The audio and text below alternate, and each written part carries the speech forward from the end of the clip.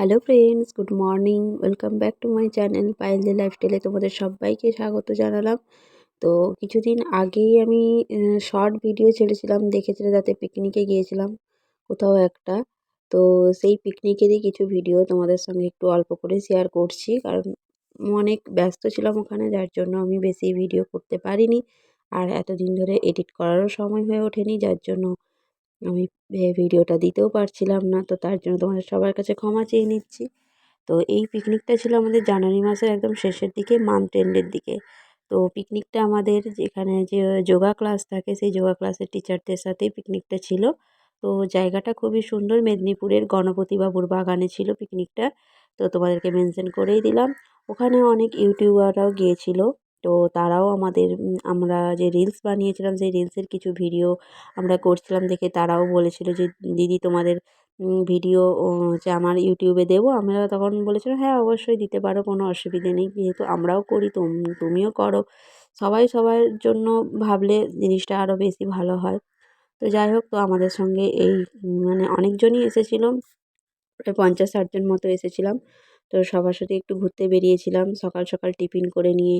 শুধু ওখানে বেশি কিছু সেরকম ছিল না, জায়গাটা খুবই মনোরম ছিল, খুবই শান্ত জায়গা। ভেতরটা খুবই সুন্দর, আর অনেক ফুল গাছ লাগিয়েছিল। প্রচণ্ড অনেক রকমের গোলাপ গাছ, গাঁদা ফুলের বাগান, বিভিন্ন ধরনের ফুল।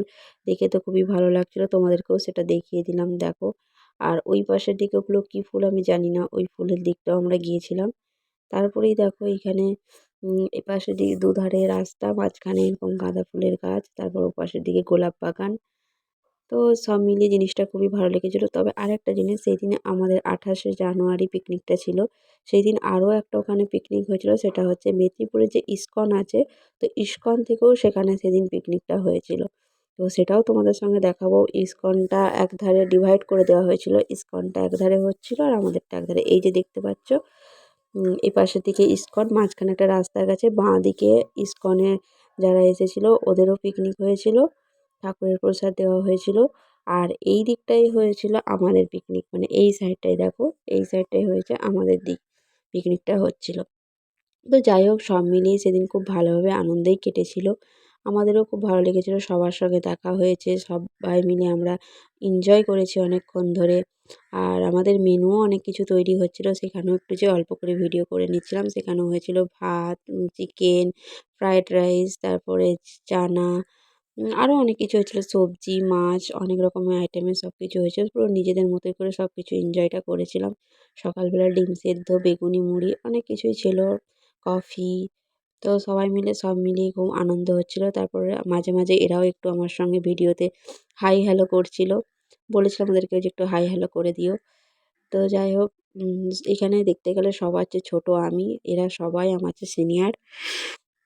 তো ভালোই লাগছিল। যোগা ক্লাস থেকে আমাদের এবছর 2টো পিকনিক হলো। একটা দীঘার পিকনিক হয়েছে, তোমাদেরকে দেখিয়েছি। আরেকটাই আমাদের মেদিনীপুরের লোকাল পিকনিকটা বাকি ছিল, সেটাও আমাদের কমপ্লিট হয়ে গেছে। আমরা এইভাবেই যোগা ক্লাসে যেয়ে সমস্ত রকম আনন্দ করি। খুবই ভালো লাগে। খেতেও বসে গেছি, খাওয়া-দাওয়ার পর্বটাও শুরু হয়ে গেছে। তো তোমাদেরকে আজকে এইটুকুই অবধি দেখালাম, বেশি দেখাতে পারলাম না। তো ভালো থেকো, সুস্থ থেকো, বাই।